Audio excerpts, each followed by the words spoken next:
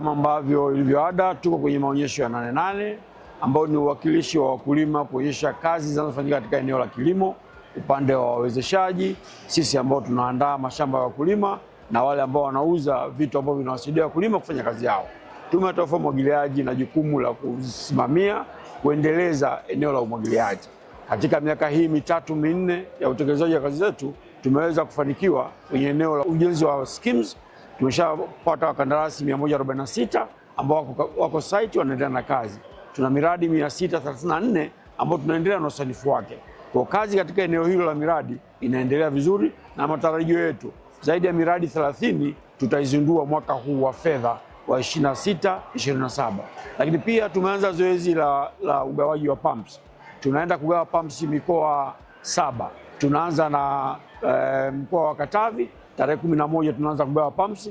Pumps hizi ni pumps 1000 ambazo ni surface pumps ambazo zitawezesha wakulima kuweza kupata maji kutoka kwenye mito na mabonde bila kuathiri mazingira na kuwafanya waweze kulima kilimo cha mboga mboga na matunda.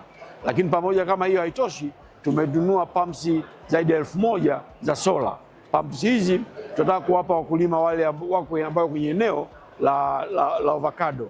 Hawa wakulima kwenye miradi yetu ya umwagiliaji, wao kwa kweli hawawezi kunufaika kutokana na ardhi zao zilivyo za mabonde na miporomoko. Kwa tutawapa pampu hizo waweze kulima.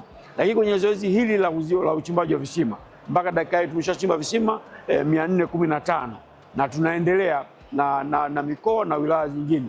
Kwenye zoezi la kuchimba visima tumebuni mradi ambao mradi huu utawawezesha vijana wengi kupata ajira kwenye eneo hilo. Kwa nini tunasema hivyo? Tunasema hivyo kabisa, katika halmashauri zetu 184 tunaenda kuajiri wa vijana ambao wao wamesomea ufundi au ni mainjinia au ni nini, watajiunga kwenye vikundi. Tutawapa uwezeshaji wa wao kusimamia ile miradi ya visima, kufunga miundombinu ya visima. Matarajio yetu ndani ya miaka mitatu eneo hili linaweza kuajiri kati ya vijana 2000 na 4000. Utaona kabisa kwamba kama Tume ya Taifa ya Umwagiliaji tutakuwa tumejibu tatizo lile ambalo serikali imetutaka tuweze kuwawezesha vijana kujiendeleza wenyewe, tuwaingize vijana kwenye uzalishaji.